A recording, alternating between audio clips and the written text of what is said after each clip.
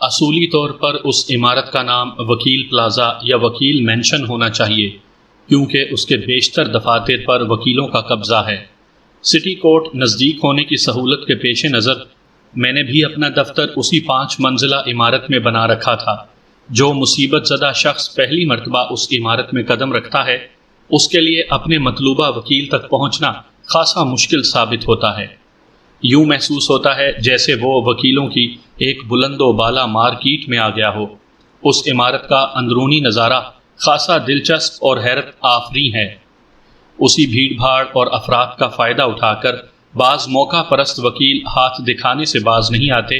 ان سے جب کسی وکیل کا پتہ پوچھا جائے تو وہ پوچھنے والے کے سوال کا جواب دینے کے بجائے اس کا انٹرویو شروع کر دیتے ہیں۔ ان کی کوشش ہوتی ہے کہ وہ آنے والے کے ان مسائل سے واقفیت حاصل کر لیں جن کے سبب وہ کسی وکیل سے ملنا چاہتا ہے۔ اس طریقہ کار پر عمل کر کے وہ بسا اوقات کلائنٹ گھیرنے میں کامیاب ہو جاتے ہیں، تاہم ایسے ہتھ کنڈے وہی لوگ استعمال کرتے ہیں جن کے پاس موکلات کی کمی ہوتی ہے۔ کامیاب اور مصروف وکلاء کو تو سر کھجانے کی فرصت نہیں ہوتی۔ منیرہ بیگم نہایت ہی ثابت قدم اور مضبوط قوت ارادی کی مالکہ ایک ضعیف خاتون تھی۔ وہ کئی لوگوں سے پوچھنے کے بعد بالآخر مجھ تک پہنچ ہی گئی، حالانکہ اسے ورغلانے کی بہت کوشش کی گئی۔ میری سیکرٹری نے جب مجھے بتایا کہ منیرہ بیگم انتظار گاہ میں موجود ہے تو میں نے فوراً اسے اپنے کمرے میں بلا لیا۔ منیرہ بیگم ایک کمر خیدہ اور پستہ قامت عورت تھی۔ ممکن ہے اس کا قد مناسب ہو اور کمر کے خم نے اس کی قامت کو گھٹا دیا ہو۔ اس کی عمر 60 کے قریب رہی ہوگی۔ میں نے اسے بیٹھنے کے لیے کہا اور ایک کرسی کی جانب اشارہ کر دیا۔ وہ اللہ تمہارا بھلا کرے وکیل بیٹا کہتے ہوئے کرسی کھینچ کر بیٹھ گئی۔ چند سال قبل میں نے منیرہ کی کسی عزیزہ کا کیس لڑا تھا جس میں مجھے 100% کامیابی ہوئی تھی۔ چنانچہ جب منیرہ کو میری ضرورت پیش آئی تو اس نے میری ہی طرف رخ کیا۔ میری سیکرٹری کو فون کر کے اس نے یہاں کا پتہ سمجھ لیا تھا۔ میں منیرہ بیگم کی طرف متوجہ ہو گیا۔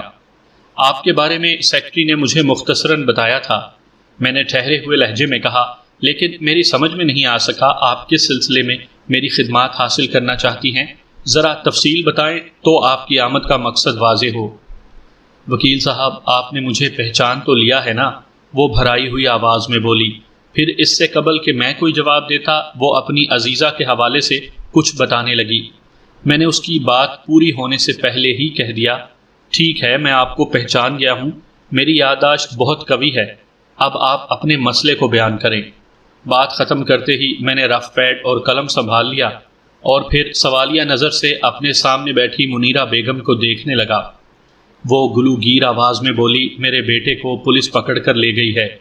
کس جرم میں؟ میں سیدھا ہو کر بیٹھ گیا۔ وہ ایک گہری سانس خارج کرنے کے بعد بولی، شاکر نے کوئی جرم نہیں کیا، پولیس نے کسی غلط فہمی کی بنا پر اسے گرفتار کر لیا ہے۔ میرا بیٹا ایسا نہیں ہے کہ وہ کسی انسان کے خون میں ہاتھ رنگ بیٹھے۔ تو گویا معاملہ قتل کا ہے؟ میں نے ہونٹ سکیڑتے ہوئے کہا۔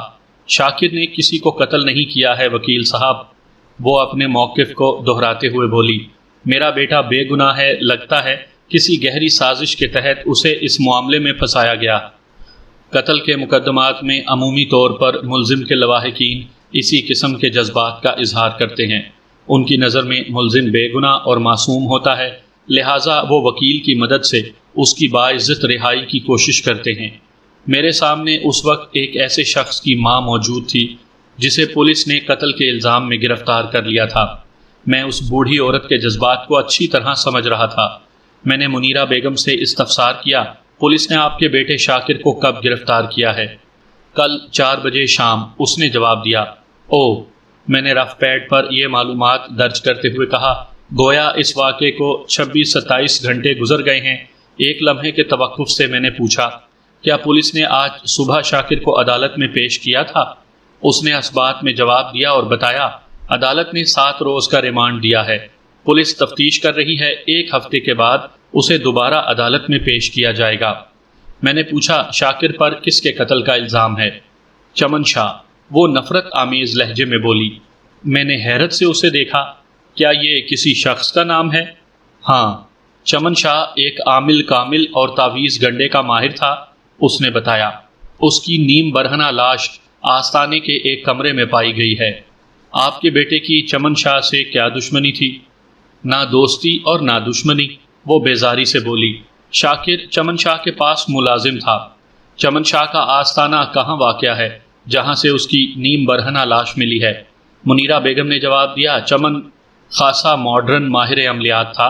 اس نے طارق روڈ جیسے بارونق اور مہنگے علاقے میں ایک فلیٹ کے اندر اپنا آستانہ کھول رکھا تھا جہاں وہ اپنے پاس آنے والوں سے لمبی رقمیں بٹورتا تھا۔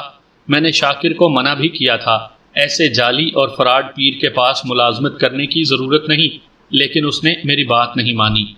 ایک لمحے کو رک کر وہ بے بسی سے بولی، وہ بیچارہ بھی کیا کرتا، کافی عرصے سے بے روزگار تھا، جو کام بھی ملا کرنے کو تیار ہو گیا۔ آج کل بے روزگاری کا سب سے بڑا عذاب ہے وکیل صاحب۔ وہ ایک کھلی حقیقت بیان کر رہی تھی، میں بھلا کیسے انکار کرتا؟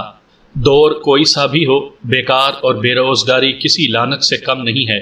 اس کی اذیت کو وہی لوگ محسوس کر سکتے ہیں جو کبھی اس تجربے سے گزرے ہوں۔ میں نے منیرہ بیگم سے پوچھا، شاکر علی کے کام کی نوعیت کیا تھی؟ وہ چمن شاہ کے آستانے کے بارے میں اشتہار وغیرہ بانٹتا پھرتا ہے۔ اس نے بتایا، آستانے اور چمن شاہ کی مشہوری کے سلسلے میں جو کچھ کیا جا سکتا ہے اس شعبے کو شاکر چلا رہا تھا۔ پھر وہ اپنے بیٹے کے کام کی تفصیلات بیان کرنے لگی۔ تھوڑی دیر کے بعد میں نے اس سے پوچھا، آپ نے بتایا ہے کہ کل شام 4 بجے شاکر کو گرفتار کیا گیا ہے، یہ گرفتاری کس جگہ عمل میں آئی؟ طارق روڈ والے اسی آستانے پر، اس نے جواب دیا۔ شاکر علی کے معاملے میں مجھے خاصی دلچسپی محسوس ہونے لگی۔ میرے کریدنے پر منیرہ بیگم نے مزید چند باتیں بتائیں، پھر اس کی معلومات اختتام پذیر ہو گئیں اور اس نے بے بسی سے کہا، وکیل صاحب، آپ کو اور جو کچھ بھی پوچھنا ہے شاکر سے پوچھ لیں۔ میں نے کسی قسم کی غلط بیانی نہیں کی ہے، خدا کے لیے میرے بیٹے کو اس مصیبت سے نکال لیں۔ ٹھیک ہے، دفتر سے فارغ ہونے کے بعد میں تھانے جا کر شاکر سے مل لوں گا۔ آپ کل کسی وقت میرے دفتر آ جائیں۔ تھوڑے وقفے کے بعد میں نے اضافہ کیا، ویسے بھی آپ کا بیٹا اس وقت عدالتی ریمانڈ پر ہے، عدالتی کارروائی تو 1 ہفتے بعد ہی ہوگی۔ اس نے خواہش ظاہر کی کہ وہ بھی میرے ساتھ ہی تھانے جائے گی۔ میں نے اس کی خواہش کا احترام کرتے ہوئے اسے انتظار گاہ میں بیٹھنے کو کہا۔ اس کی بات میں مجھے کوئی قباحت نظر نہیں آئی۔ رات 9:30 بجے وہ میری گاڑی میں بیٹھ کر متعلقہ تھانے کی جانب جا رہی تھی۔ سامعین کرام، آپ سن رہے ہیں مرزا امجد بیگ ایڈوکیٹ کی کہانیوں کے سلسلے میں ایک اردو کہانی، چھاچھ کا جلا۔ یہ اس سلسلے کی پہلی قسط ہے۔ مجھے امید ہے آپ کو میری یہ کاوش بھی پسند آئے گی۔ آپ نے اگر ابھی تک میرا چینل مائی وائس سبسکرائب نہیں کیا تو ابھی میرے چینل کو سبسکرائب کر کے بیل نوٹیفیکیشن آن کر لیجئے تاکہ آنے والی ہر نئی کہانی کی اطلاع بر وقت آپ تک پہنچ سکے۔ عدالتی ریمانڈ پر پولیس کی تحویل میں آئے ہوئے کسی بھی حوالاتی سے ملنا سہل نہیں ہوتا۔ اس سلسلے میں ہماری برادری کو جو ہتھ کنڈے آزمانا پڑتے ہیں اس کی تفصیل میں پہلے کئی مرتبہ بیان کر چکا ہوں، لہٰذا یہاں اس کا ذکر ضروری نہیں سمجھتا۔ تھانے پہنچنے کے 5 منٹ بعد میں شاکر علی سے تنہائی میں گفتگو کر رہا تھا۔ شاکر علی ایک گورا چٹا اور دراز قامت نوجوان تھا۔ اس کی عمر 18-19 رہی ہوگی، لیکن اس کے چہرے کی معصومیت اسے 13-14 سے زیادہ کا نہیں بتاتی تھی۔ اس معصومیت میں بڑی نزاکت اور نسوانیت پائی جاتی تھی، خصوصاً اس کے ہاتھ اور چہرے کے نقش و نگار کسی دوشیزہ کی مانند نرم و ملائم اور خوبصورت تھے۔ وہ پہلی ہی نظر میں دیکھنے والے کی توجہ اپنی طرف کھینچ لیتا تھا۔ اسے حوالات کے اندر قسم پرسی کی حالت میں بیٹھے دیکھ کر مجھے بہت افسوس ہوا۔ میں نے لگ بھگ آدھا گھنٹہ شاکر علی سے گفتگو کی۔ میرے مختلف سوالات کے اس نے بھرپور جواب دیے۔ نتیجے کے طور پر میں نے وکالت نامے پر اس کے دستخط لیے اور اسے تسلی دینے کے بعد تھانے سے باہر آ گیا۔ منیرہ بیگم کو میں نے یہ کیس لینے کی خوشخبری سنانے کے بعد ایک ٹیکسی میں بٹھایا اور خود اپنے گھر کی جانب روانہ ہو گیا۔ شاکر علی نے جو مجھے معلومات دی تھیں میں ان کا خلاصہ آپ کی خدمت میں پیش کرتا ہوں تاکہ آپ پر اس کیس کا پس منظر واضح ہو سکے۔ اس بیان میں چند ایسی باتیں بھی شامل ہیں جو بعد میں کسی دوسرے ذریعے سے مجھے پتہ چلی، لیکن واقعات کے تسلسل کو قائم رکھنے کے لیے میں نے انہیں بھی ساتھ ملا لیا ہے۔ اس طرح بعض باتیں میں نے سر دست آپ سے چھپا بھی لی ہیں، ان کا ذکر بعد میں عدالتی کارروائی کے دوران میں مناسب موقع پر کروں گا۔ شاکر علی اور اس کی بوڑھی والدہ منیرہ بیگم کی رہائش اختر کالونی میں تھی۔ چند سال پہلے منیرہ کا شوہر عبد الوہاب حادثاتی موت کا شکار ہو کر اس دنیا سے رخصت ہو گیا تھا۔ وہ سائٹ ایریا میں واقع ایک بڑی مل میں کام کرتا تھا۔ اس مل کا مالک ایک ہمدرد دل رکھنے والا خدا ترس انسان تھا۔ عبد الوہاب کی موت اسی مل میں کام کرتے ہوئے واقع ہوئی تھی، لہٰذا متوفی کی متاثرہ بیوہ منیرہ بیگم کی مدد کے خیال سے مل کے مالک نے کچھ رقم اسے دی تھی۔ منیرہ نے دانش مندی کا مظاہرہ کرتے ہوئے لگ بھگ 50,000 روپے کی وہ رقم بینک میں رکھوا دی جس پر اسے ماہانہ منافع ملتا تھا۔ اس موقع پر بہت سے لوگوں نے اسے کاروبار کا مشورہ بھی دیا، جن میں اکثر لالچی اور فریبی تھے۔ منیرہ بیگم ان کی نیت بھانپ گئی۔ ایک دو سنجیدہ اور پرخلوص مشیروں کی بات پر بھی اس نے توجہ نہ دی، کیونکہ اسے کسی قسم کے کاروبار کا تجربہ نہیں تھا۔ اگر وہ اس میدان میں قدم رکھتی تو لا محالہ اسے دوسروں کا سہارا لینا پڑتا، جس سے اسے دھوکے کا امکان تھا۔ ایک ناتجربے کار بے اختیار بیوہ کے لیے بینک میں رقم رکھوا دینا ہی بہترین سرمایہ کاری تھی۔ سو منیرہ بیگم نے اسی پر عمل کیا۔ ماہانہ منافع تو گھر میں آ ہی رہا تھا، اس کے ساتھ ساتھ صاحب ثروت محلے دار بھی مختلف مواقع پر اس کی مدد کر دیتے تھے۔ اس طرح ماں بیٹے کی اچھی گزر بسر ہو رہی تھی۔ منیرہ بیگم کی ساری امیدوں کا مرکز شاکر علی تھا، لیکن اس نے میٹرک کرنے کے بعد مزید پڑھنے سے انکار کر دیا۔ بیٹے کا یہ فیصلہ ماں کے لیے حیران کن اور صدمے کا باعث تھا۔ شاکر، میں تمہیں پڑھا لکھا کر بڑا آدمی بنانا چاہتی ہوں، منیرہ بیگم نے جذبات سے لبریز آواز میں کہا۔ تمہیں معلوم ہے تم میرے خواب کو چکنا چور کر رہے ہو۔ وہ بیزاری سے بولا، ماں، بڑا آدمی بننے کے لیے کسی بڑے اسکول یا کالج میں پڑھنا پڑتا ہے، میں تو ایسے کسی اسکول میں داخلے کا تصور بھی نہیں کر سکتا۔ یہ تمہاری سوچ کا فطور ہے، منیرہ بیگم نے ڈانٹ آمیز لہجے میں کہا۔ بڑا آدمی بننے کے لیے بلند عزائم اور کڑی محنت کی ضرورت ہوتی ہے۔ اس بات سے کوئی فرق نہیں پڑتا کہ اسکول کون سا ہے۔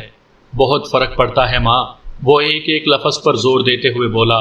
میں نے جس اسکول سے میٹرک کیا ہے وہاں اسٹوڈنٹ کی تعداد 26 اور اساتذہ 34 ہیں، جن میں سے زیادہ 4 حاضر ہوتے ہیں۔ ایسے تعلیمی مرکز میں پڑھائی کیا ہوگی؟ بیشتر سرکاری اسکولز کا یہی حال ہے۔ جن اسکول میں اچھی تعلیم ملتی ہے وہ بہت مہنگے ہیں، ہم وہاں کی فیسیں نہیں دے سکتے۔ شاکر علی کے بیان میں اگرچہ جذباتیت شامل تھی، لیکن وہ کسی قسم کے مبالغے سے کام نہیں لے رہا تھا۔ اعلیٰ درجے کے پرائیویٹ اسکولز آج سے 20-25 سال پہلے بھی بہت مہنگے تھے۔ محدود آمدنی والے لوگ آج کل تو ان اسکولز میں بچوں کو بھیجنے کا تصور بھی نہیں کر سکتے۔ منیرہ بیگم نے اپنے بیٹے کی دل شکستہ باتیں سنی تو تسلی آمیز لہجے میں بولی، تم فکر نہ کرو میرے بچے، میں تمہیں کسی اچھے کالج میں بھیجوں گی۔ سب بیکار ہے، وہ مایوسی سے گردن ہلاتے ہوئے بولا۔ میں میٹرک میں اتنے شرمناک نمبرز لایا ہوں کہ اچھے تو کیا، کسی گئے گزرے کالج میں بھی مجھے مشکل ہی سے داخلہ مل سکے گا۔ اور وہ جملہ ادھورا چھوڑ کر متوقف ہوا، پھر کہنے لگا، میں نے فیصلہ کر لیا ہے کہ آگے بالکل نہیں پڑھوں گا۔ پھر تم کیا کرنے کا ارادہ رکھتے ہو؟ میں کام کروں گا، وہ قطعیت سے بولا۔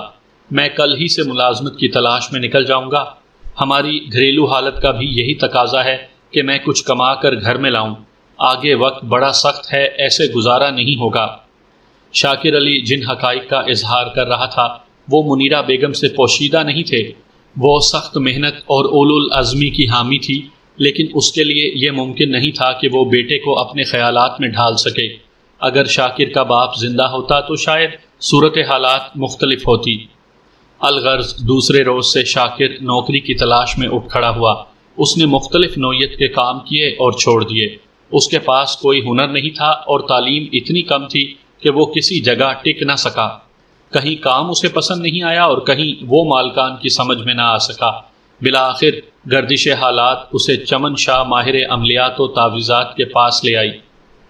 چمن شاہ جیسے عاملین و کاملین اپنے دھندے کی پبلسٹی کے لیے دوسرے اور تیسرے درجے کے اخبارات میں متواتر اشتہارات دیتے رہتے ہیں۔ اس کے علاوہ وہ اپنی تشہیر کے لیے ہینڈ بلز اور کارڈز وغیرہ کو بھی استعمال کرتے ہیں۔ شاکر علی اسی کام پر مامور تھا۔ وہ صبح اپنے گھر سے نکلتا اور مختلف علاقوں میں ہینڈ بلز بانٹتا پھرتا۔ علاوہ ازیں وہ بسوں کے اندر چمن شاہ کے پبلسٹی کارڈز بھی تقسیم کرتا ان بلز اور کارڈز پر بڑے دلچسپ اور توجہ مبذول کرنے والے بلند و بانگ دعوے درج ہوتے تھے، مثلا سنگ دل محبوب آپ کے قدموں میں، ہر مقصد میں کامیابی، روٹھے ہوئے مان جائیں، بچھڑے ہوئے مل جائیں، ستاروں کی گردش کو پلٹنے کے ماہر، لوٹ پلٹ اور سفلی کاٹ کرنے والے ماہر عملیات چمن شاہ سے آج ہی ملیں، ہر کام کلام پاک کی مدد سے کیا جاتا ہے، وغیرہ وغیرہ۔ منیرہ بیگم نے اس نوکری کا سنتے ہی شاکر کو سختی سے منع کر دیا، لیکن اس نے یہ کہہ کر ماں کو تسلی دے دی کہ جب تک کوئی اچھی اور مناسب ملازمت نہیں ملتی وہ چمن شاہ کی پبلسٹی کا کام کرے گا۔ چمن شاہ نے اسے 500 روپے تنخواہ پر رکھا تھا۔ آج سے لگ بھگ 30-35 سال پہلے 500 روپے کو خاصی معقول تنخواہ سمجھا جاتا تھا۔ یہ آج کل کے 60-70 ہزار روپے تو ہوں گے۔ شاکر علی کو چمن شاہ کے پاس کام کرتے ہوئے 2 ماہ ہی ہوئے تھے کہ اسے چمن شاہ کے قتل کے الزام میں گرفتار کر لیا گیا۔ شاکر کی زبانی مجھے چمن شاہ کے بارے میں اچھی خاصی معلومات حاصل ہوئیں جن کا ذکر دلچسپی سے خالی نہ ہوگا۔ شاکر نے مختصر سے عرصے میں بہت کچھ معلوم کر لیا تھا۔ میں یہاں جو کچھ بیان کر رہا ہوں اس میں چند ایسی باتیں بھی ہیں جو بعد میں مجھے دوسرے ذرائع سے معلوم ہوئیں۔ چمن شاہ کا آستانہ کسی زمانے میں ریلوے کالونی میں ہوا کرتا تھا۔ وہ کبیر شاہ نامی شخص کے ساتھ مل کر وہ آستانہ چلاتا تھا۔ آستانے کا نام آستانہ عالیہ فیضیہ ہوا کرتا تھا۔ پھر ان دونوں میں پھوٹ پڑ گئی۔ پھوٹ کے بارے میں متضاد اور مختلف آراء پائی جاتی تھیں۔ بعض لوگوں کا خیال تھا ان کے بیچ مال کی تقسیم پر جھگڑا ہوا تھا۔ کچھ کا کہنا تھا وہ دونوں اپنے علم و عمل کی بلندی اور پستی پر الجھ بیٹھے تھے۔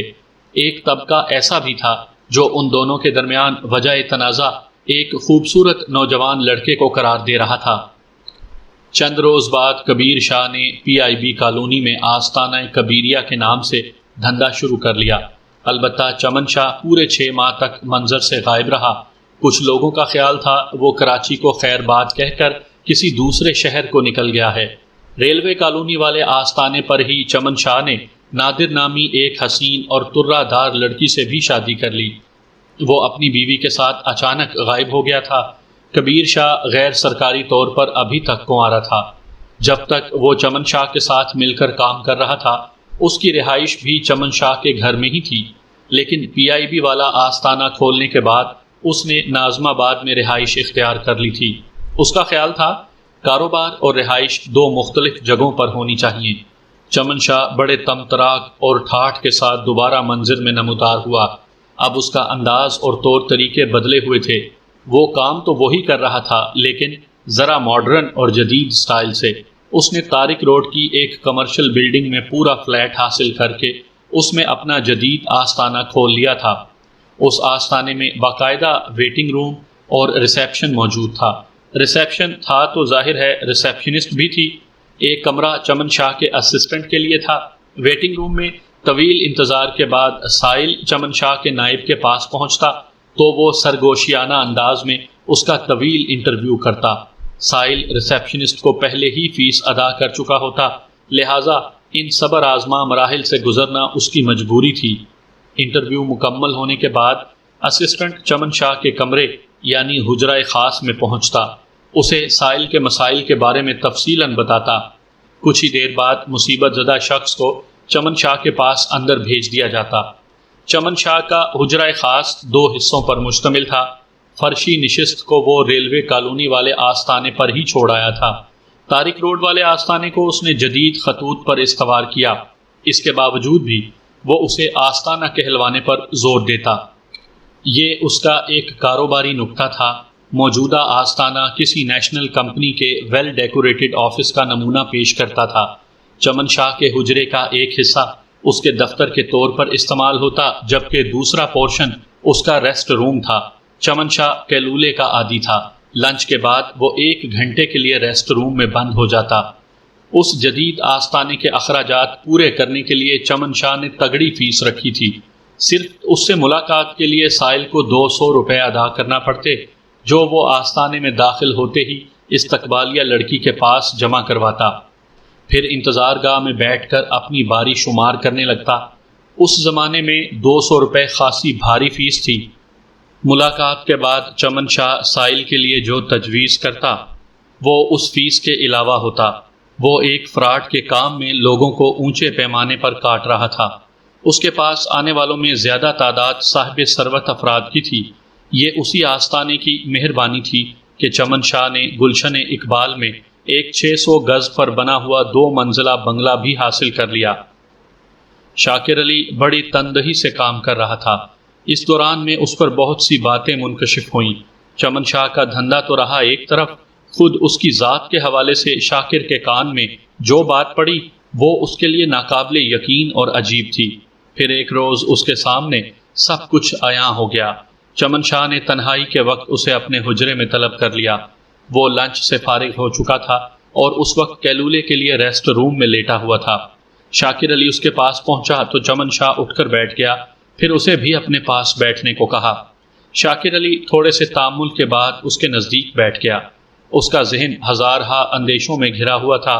اسے چمن شاہ کی جس عادت بد کی بھنک ملی تھی وہ معاشرے کی نظر میں ناپسندیدہ اور قابل مذمت تھی۔ شاکر علی خدشات کے بھنور میں چکرا رہا تھا کہ چمن شاہ کی بھاری آواز اس کی سماعت سے ٹکرائی۔ کیا تمہیں میرے پاس بیٹھ کر کسی قسم کا ڈر محسوس ہو رہا ہے؟ نہیں۔ شاکر علی گڑبڑا گیا۔ چمن شاہ نے پوچھا، پھر اتنی دور کیوں بیٹھے ہو؟ آپ نے شاید کسی ضروری کام سے مجھے یہاں بلایا تھا۔ ٹھیک کہتے ہو۔ وہ معنی خیز انداز میں شاکر کے چہرے کا جائزہ لینے لگا۔ مجھے تم سے ایک بہت ضروری کام ہے، لیکن تم اس قدر سہمے ہوئے ہو کہ بتانا فضول ہے۔ ذرا ایزی ہو کر بیٹھو تو بات کرتے ہیں۔ میں بالکل ٹھیک بیٹھا ہوں۔ شاکر اس کے مقاصد کی تہہ تک پہنچتے ہوئے بولا، آپ کو جو کہنا ہے کہہ ڈالیں۔ چمن شاہ چند لمحے کھوجتی ہوئی نظروں سے اسے دیکھتا رہا، پھر ٹھہرے ہوئے لہجے میں گویا ہوا۔ اس مرتبہ اس کا انداز خاصا بدلا ہوا تھا، تاہم اس کی آنکھوں میں اڑنے والی ہوس کی چنگاریاں شاکر کی نگاہ سے پوشیدہ نہ رہ سکیں۔ چہرہ کسی بھی انسان کی سوچ کا آئینہ ہوتا ہے، اور چمن شاہ کے چہرے پر موجود تاثرات شاکر کو کسی اور ہی دنیا کی کراہت بھری کہانیاں سنا رہے تھے۔ میں نے تمہیں اس وقت اپنے پاس اس لیے بلایا ہے کہ تمہاری محنت کا اعتراف کر سکوں۔ چمن شاہ نے منافقت بھرے انداز میں کہا، تمہاری خدمات کے نتیجے میں میرا دھندا خوب چمک رہا ہے۔ حالانکہ تمہیں میرے پاس کام کرتے ہوئے زیادہ عرصہ نہیں ہوا، لیکن اس 1.5-2 ماہ میں تم نے ایسی جان توڑ محنت کی ہے کہ آستانے کی آمدنی میں نمایاں اضافہ ہوا ہے۔ تمہیں دیکھ کر مجھے خوشی بھی ہوتی ہے اور افسوس بھی۔ چمن شاہ کے آخری الفاظ نے شاکر کو چونکنے پر مجبور کر دیا۔ اس نے سوالیہ نظر سے چمن شاہ کو دیکھا۔ خوشی اور افسوس ایک ساتھ کیوں؟ چمن شاہ تھوڑی دیر تک اسبات میں گردن جھٹکتا رہا، پھر خلا میں گھورتے ہوئے بولا، مجھے خوشی اس بات کی ہے کہ تم پوری دیانتداری سے میرے کاروبار کو پھیلانے میں مدد دے رہے ہو۔ میں تمہارے کام سے مطمئن ہوں۔ آج کل اتنے محنتی اور ایماندار ورکرز ڈھونڈنے سے نہیں ملتے۔ تم سے پہلے میرے پاس جو لڑکا کام کر رہا تھا وہ بہت بے ایمان اور بدمعاش تھا۔ وہ آستانے سے بیگ بھر کر پمفلٹ، ہینڈ بلز اور پبلسٹی کارڈز لے جاتا، پھر انہیں کسی کچرا کنڈی میں پھینک کر واپس آ جاتا۔ مجھے جب اس کی کارکردگی پر شک ہوا تو میں نے اس کی نگرانی کا بندوبست کیا، پھر وہ جلد ہی رنگے ہاتھوں پکڑا گیا۔ میں نے سانس روک کر اسے 7 جوتے مارے اور نوکری سے نکال دیا۔ چمن شاہ مسلسل خلا میں تک رہا تھا۔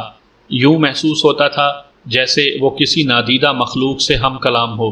شاکر جانتا تھا وہ اس سے گفتگو کر رہا تھا۔ چند لمحے خاموش رہنے کے بعد وہ دوبارہ گویا ہوا۔ شاکر پوری توجہ سے اسے سن رہا تھا۔ میں نے شروع میں چند روز تمہاری بھی نگرانی کروائی تھی، کیونکہ دودھ کا جلا چھاچھ بھی پھونک پھونک کر پیتا ہے، لیکن میں جلد ہی تمہاری طرف سے مطمئن ہو گیا۔ تمہاری جان توڑ محنت نے مجھے بے حد متاثر کیا، اور افسوس بھی مجھے اس بات کا ہے۔ وہ اچانک خاموش ہو کر شاکر کو دیکھنے لگا۔ شاکر اس وقت خود کو بہت الجھی ہوئی صورتحال میں پا رہا تھا۔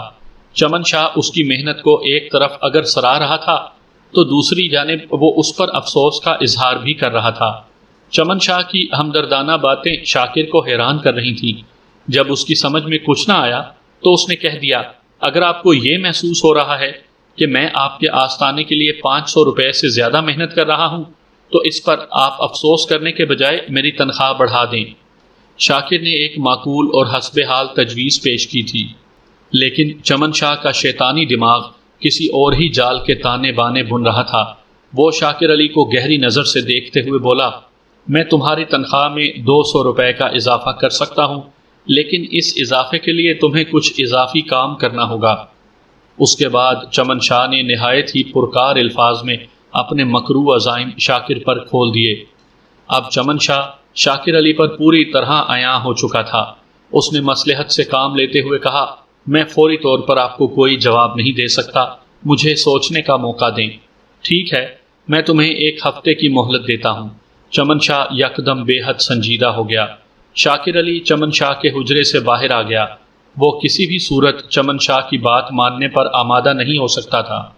اس نے چمن شاہ کی پیشکش پر کسی شدید رد عمل کا اظہار اس لیے نہیں کیا تھا کہ ابھی اس کے پاس 1 ہفتے کا وقت محفوظ تھا۔ اس دوران میں وہ کوئی دوسری ملازمت تلاش کر لیتا۔ یہ بات تو طے تھی کہ اب اسے چمن شاہ کے پاس ملازمت کو جاری نہیں رکھنا تھا۔ 1 ہفتے کے بعد اگر وہ اس کے حسب منشا جواب نہ دیتا تو پھر اس کی نوکری کی ضمانت نہیں دی جا سکتی تھی۔ چمن شاہ یہ برداشت کر ہی نہیں سکتا تھا کہ اس کا ایک معمولی سا ملازم اس کی کسی خواہش سے انکار کر دے۔ وہ چمن شاہ کے حجرے سے باہر آیا تو چمن شاہ کا اسسٹنٹ انیک بڑی معنی خیز نظر سے اسے تکنے لگا۔ شاکر کے دماغ میں چور تھا، اس لیے وہ یہی سمجھا کہ انیک اس پر شک کر رہا ہے۔ یہ پہلا موقع تھا کہ وہ چمن شاہ کے حجرے میں بلکہ ریسٹ روم میں تنہائی میں وقت گزار کر آیا تھا، ورنہ اس سے پہلے وہ جب بھی چمن شاہ سے ملا لوگوں کی موجودگی میں ملا تھا۔ دوسرے روز بھی انیک اسے ایسی نظر سے دیکھتا رہا جیسے شاکر کوئی مجرم ہو۔ شاکر اس کو نظر انداز کرتا رہا۔ وہ خوامخواہ اس سے الجھنا نہیں چاہتا تھا۔ اسے معلوم تھا چمن شاہ کی طرح انیک بھی کم خطرناک نہیں۔ تیسرے روز موقع پا کر انیک نے اسے اپنے پاس بلا لیا۔ کیا بات ہے شہزادے؟ وہ بڑے خوشگوار انداز میں بولا۔ اس وقت اتفاق سے آستانے پر ان دونوں کے سوا اور کوئی بھی نہیں تھا۔ تم بڑے اکھڑے اکھڑے دکھائی دے رہے ہو، مجھ سے ایسی کیا خفگی ہے پیارے؟ شاکر کو اس کے انداز پر بڑی حیرت ہوئی۔ انیک ایک سخت مزاج اور روب داب والا شخص تھا، لیکن اس وقت وہ بڑے دوستانہ اور بے تکلفی کے انداز میں بات کر رہا تھا۔ اس کا یہ رویہ بے معنی نہیں ہو سکتا تھا، ضرور دال میں کچھ کالا تھا۔ میری آپ سے کیا ناراضگی ہو سکتی ہے جناب؟ شاکر نے معتدل لہجے میں کہا، میں دیکھ رہا ہوں چند روز سے تم بہت اونچی ہوا میں اڑ رہے ہو۔ ایسی کوئی بات نہیں، شاکر نے کہا۔ وہ فلسفیانہ انداز میں بولا، بیٹا 4 دن کی چاندنی پھر اندھیری رات ہے۔ میں نے ایسے بہت سے تماشے دیکھے ہیں۔ پتہ نہیں آپ کس قسم کی الٹی سیدھی باتیں کر رہے ہیں۔ جو باتیں ابھی تمہیں الٹی نظر آ رہی ہیں بعد میں سیدھی ہو جائیں گی۔ شاکر نے بیزاری سے اسے دیکھا۔ میری کچھ سمجھ میں نہیں آ رہا، آپ کیا کہہ رہے ہیں؟ اب تم اتنے بچے بھی نہیں ہو، انیک نے اس کی آنکھوں میں جھانکتے ہوئے کہا۔ شاکر نے اس سے بحث کرنا مناسب نہ سمجھا اور لنچ کا بہانہ کر کے آستانے سے نکل گیا۔ وہ دوپہر کا کھانا باہر کھاتا تھا، اس کی شروع ہی سے یہ عادت تھی۔ حالانکہ انیک اور استقبالیہ لڑکی نازیہ آستانے پر کھانا کھاتے تھے، آفس بوائے جمشید چمن شاہ اور ان دونوں کے لیے الگ الگ کھانے لے کر آتا تھا، کیونکہ ان لوگوں کے کھانے کے اوقات میں اچھا خاصا فرق تھا۔ ٹھیک 1 ہفتے بعد چمن شاہ نے دوبارہ تنہائی میں شاکر سے بات کی اور جواب میں شاکر نے اس کی خواہش پوری کرنے سے انکار کر دیا۔ چمن شاہ نے معنی خیز انداز میں گردن ہلاتے ہوئے صرف اتنا کہا، ٹھیک ہے تم جاؤ اپنا کام کرو۔ شاکر نے چمن شاہ کے الفاظ میں پوشیدہ دھمکی کو واضح طور پر محسوس کر لیا۔ اسے کسی بات کا ڈر خوف نہیں تھا، اگرچہ وہ ابھی تک متبادل نوکری تلاش نہیں کر سکا تھا، لیکن چند روزہ بے روزگاری اس کے لیے اتنا بڑا مسئلہ نہیں تھا۔ وہ بارہا اس تلخ تجربے سے گزر چکا تھا۔ اگر چمن شاہ اسے کھڑے کھڑے بھی ملازمت سے نکال دیتا تو زیادہ پریشانی کی بات نہیں تھی۔ اس نے اپنی ذہنی الجھن دور کرنے کی غرض سے کہا، شاہ جی میں کوئی دوسری ملازمت دیکھ رہا ہوں، مجھے یہ مہینہ پورا کر لینے دیں۔ تم خواہ فکر مند ہو رہے ہو، وہ تسلی آمیز لہجے میں بولا۔ تمہیں نوکری سے کون نکال رہا ہے؟ تم جب تک چاہو میرے آستانے پر کام کر سکتے ہو، میں تمہاری خدمات سے مطمئن اور خوش ہوں۔ اگرچہ چمن شاہ اس وقت بڑے میٹھے انداز میں بات کر رہا تھا، لیکن شاکر جانتا تھا وہ دل میں کس طرح پھونکار رہا ہوگا۔ وہ کسی بحث و مباحثے میں الجھے بغیر اس کے کمرے سے نکل آیا۔ جب انسان کا دل ایک مرتبہ کسی جگہ سے اکھڑ جائے تو پھر وہ وہاں سے دور ہونے کی کوشش کرتا ہے۔ شاکر بھی اب اس آستانے پر کام نہیں کرنا چاہتا تھا۔ وہ اس مہینے کے باقی ماندہ دن پورے کر رہا تھا کہ وہ واقعہ پیش آ گیا جس کے طفیل آج وہ پولیس کی تحویل میں تھا۔ میں نے شاکر علی سے وقوعہ کے روز پیش آنے والے حالات کے بارے میں بھی مختلف سوالات کیے۔ اس نے بتایا کہ وہ اس روز حسب معمول آستانے پر پہنچا، پھر اپنے کام پر روانہ ہو گیا۔